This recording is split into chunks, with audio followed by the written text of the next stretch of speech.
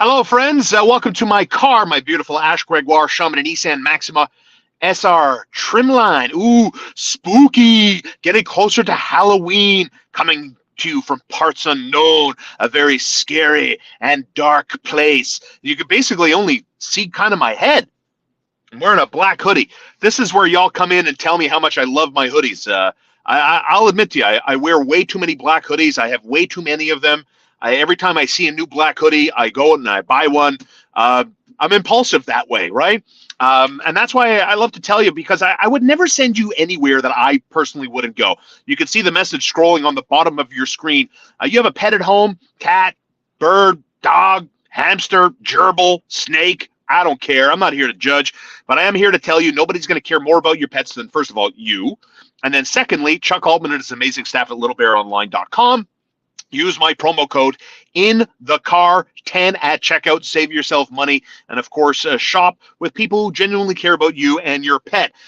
Caring about the Montreal Canadiens, the Beasts on home ice. My goodness gracious. As Montreal moves to 2-0 at the Bell Center under Martin St. Louis in his first full year as head coach of the Montreal Canadiens. I got to tell you, I am liking this guy more and more and more. He is so relatable. He's so easy to understand. His instructions, his philosophy, when he talks about mistakes and how he doesn't want to overcoach mistakes and how hockey is just a game filled with mistakes and it's all about managing them. I mean, holy shnikes, you talk about breathing fresh air into a room. What a smart coach. What a relatable coach. I mean, that timeout that resulted in Cole Caufield scoring the equalizing goal at 17:40 of the third period yesterday to send the game in overtime with the juggernaut Pittsburgh Penguins. Alex Burrows drawing it up on the whiteboard. 3 seconds after that, after the smartly called timeout, Caufield scores. And here we are talking about expectations and the pressure of expectations and your own bar, where you set it for certain players, and have guys fallen under the bar, have guys leaped over the bar successfully, right? Like, it's undeniable. It's undeniable at this point that Caden Guhle is a budding superstar at the NHL level. No player last night in the Canadiens' 3-2 win over the Pittsburgh Penguins, who came into this game 2-0, outscored the opposition 12-4 going into the contest at the Bell Center, and Caden Guhle spent more time on the ice than any player in the game last night at close to 25 minutes. And his primary assist on the Nick Suzuki goal that got the Canadiens' party started early in the third period, chef's kiss. What a beautiful pass that was. Speaking of beautiful passes, Jonathan Drouin's execution on the game winner, Kirby Dach looking strong. That line of Kirby Dach with Josh Anderson, who was moved off the top line to join Jonathan Drouin and Dach.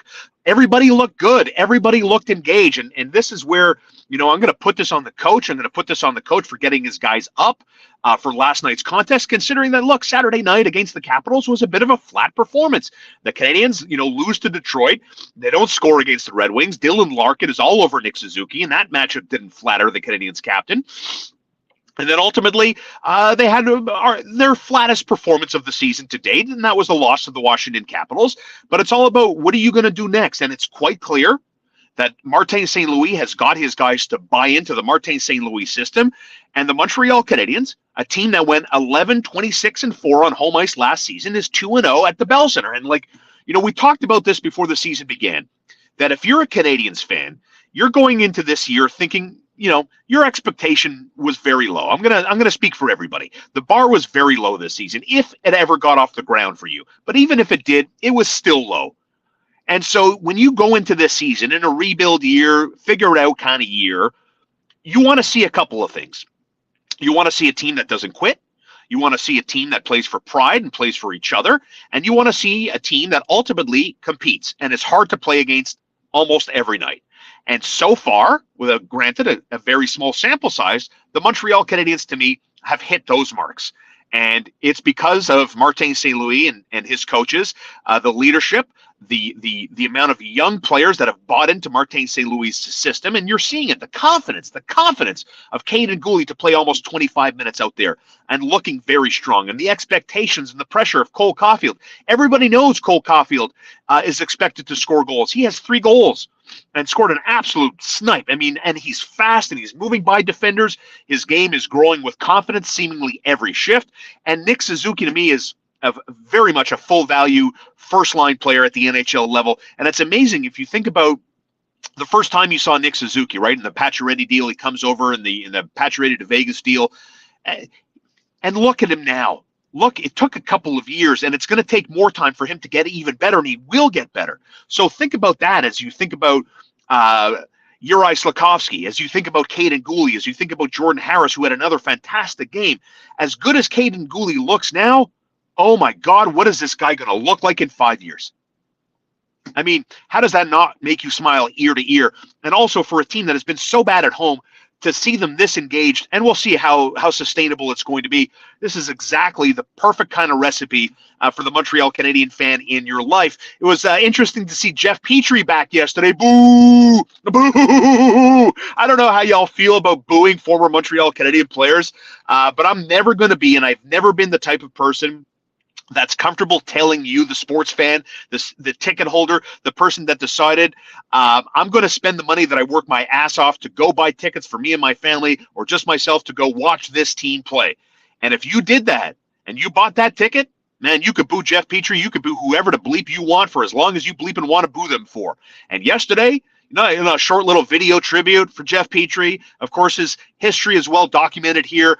Shortly after he signed his extension, Jeff Petry asked to be traded. Let's remember this. Jeff Petry asked to be traded. Why? His wife was treated poorly at Costco.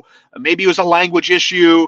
Maybe it was a convoy issue. Maybe it was a COVID issue. Maybe it was a restriction issue. Maybe it was all of those issues that ultimately said, you know what, the hell with this. Peace, I'm out of here.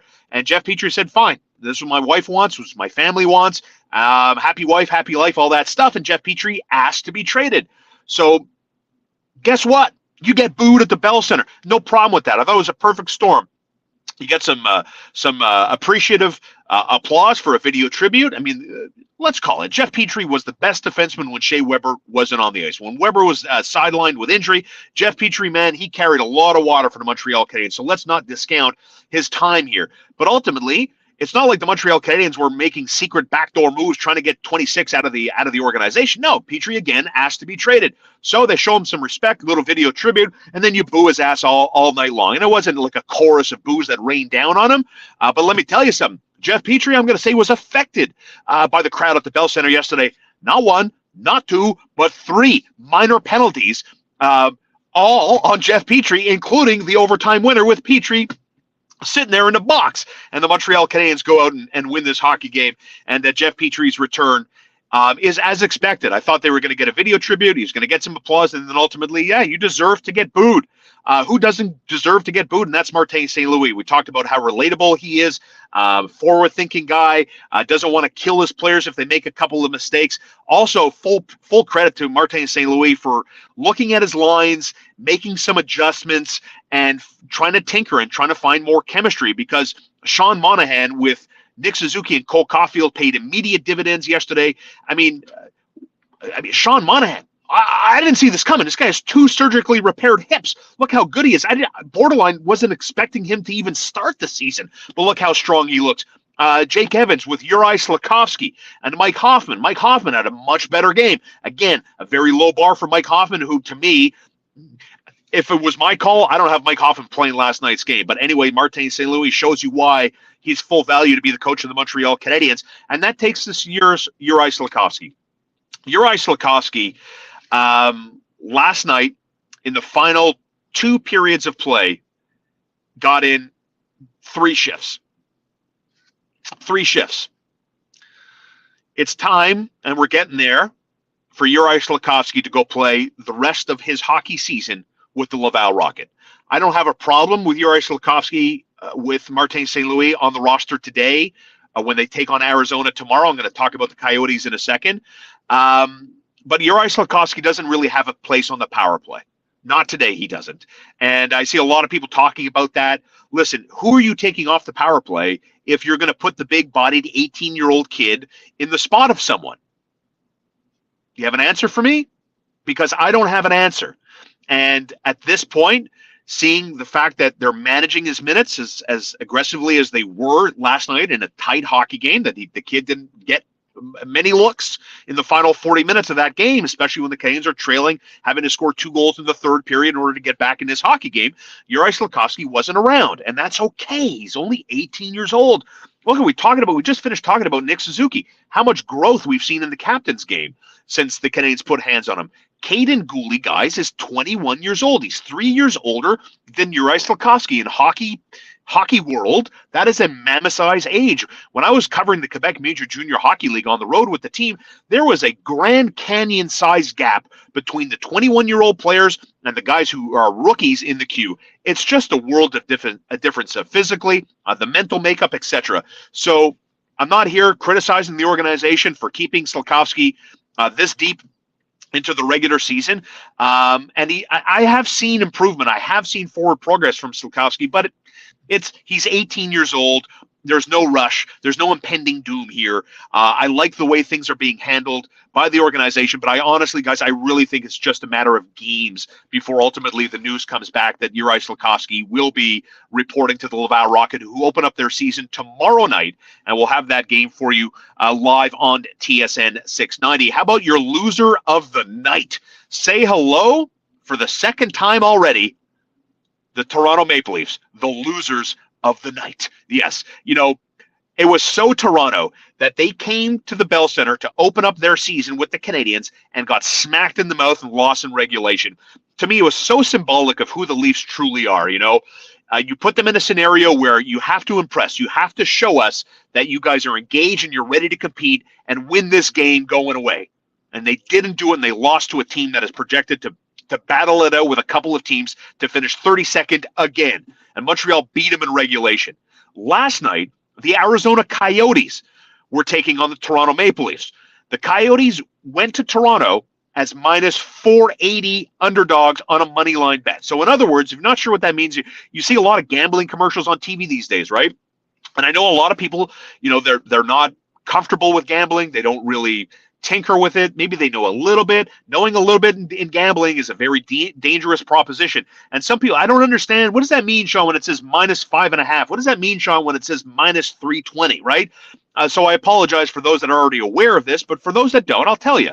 When you see minus 480, that's a money line bet. That means you're just going to back, in this case, the Arizona Coyotes to win the game. They don't have to win by X amount of goals. They don't have to win in regulation. They just have to win the game, right? So the Toronto Maple Leafs were minus 480. In other words, let's round up. They were 5-1 favorites to win this game. Arizona was a 5-1 dog, more or less. So if you wanted, I'll work with a round number. If you wanted to win a $100 on the Toronto Maple Leafs money line bet to beat Arizona, you would have to risk losing to win $100, $480. That's how much you had to risk potentially losing in order to net 100, right? And the script is flipped, obviously. You bet $100 on a money line bet on Arizona, you win 4.8 times your investment. That's how that works, okay? So now that we're clear, the Toronto Maple Leafs were gargantuan size favorites. Nobody in their right mind would ever bet the Toronto Maple Leafs minus 480 money line. You know where you do with a bet like that? You throw a minus 480 money line bet in with a 18 parlay bet. It's one of those big favorites. No way they're going to lose. There's no way. It's Arizona. I can't recognize a single face from the Coyotes. I don't even know who's on that roster. You're telling me they're going to go on the road in Toronto with Marner and Matthews and Nylander? Who cares? They don't have Matt Murray or Ilya Samsonov. Who cares? Toronto's good enough on paper to beat Arizona. No, they're not. The Maple Leafs lost in regulation. Sheldon Keefe is using words like debacle to describe his Toronto Maple Leafs team. I mean, I am here for this. I am so here for this.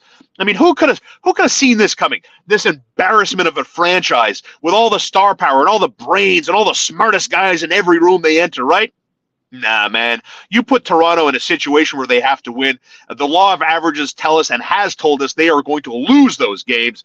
And last night, Sheldon Keefe, the head coach of the Toronto Maple Leafs, using words like debacle, talking about how his team is filled with stars, but they don't play like stars. I mean, Sheldon Keefe took a moment in time last night after his team lost in regulation to Arizona, 4-2.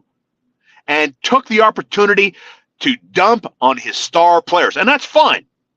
That's fine. I don't really have a problem with that level of criticism because it's expected. You're Austin Matthews, you're Mitch Marner, who scored yesterday, but the Leafs were always trailing in that game. They were down 2-0 in that game before they got 2 goals lickety-split and then ultimately lost it 4-2. But you're telling me that Matthews and Marner and Nylander and everybody else in Toronto, John Tavares, they all get a pass? Absolutely not. But it's a dangerous proposition, my friend, because you're going to call out your star players, man. You better be comfortable. You better make sure your tuchus is covered completely and that you have the trust of your general manager and the rest of management in Toronto, because you're going to dump on your star players, the who's who of the Toronto Maple Leafs. Sheldon Keefe, if you made a bad decision, you are not long to be the head coach of the Toronto Maple Leafs, which tells us what the hell Kyle Dubas going to do. If Sheldon Keefe perhaps is on the hot seat after last night's loss to Arizona, Kyle Dubas is on the hot seat already. You know, that was a laughable decision to go get Matt Murray and Ilya Samsonov as a tandem and say, battle it out, guys, for a team that has every expectation of winning a Stanley Cup. And they can't even get out of the first round. And these are their judgments. These are their decisions. Wow. Like, I am no fan of the Maple Leafs, and I will never be a fan of the Maple Leafs. I do think hockey is better when Toronto is involved because they're so dramatic. And they do occupy Canada's biggest market. But nevertheless, I am here for this. I am paying attention to the Toronto Maple Leafs. Woof! I love it. I can't believe I laughed out loud when Toronto lost that game to Arizona. Just fantastic. So I think that takes care of everything I wanted to hit on today.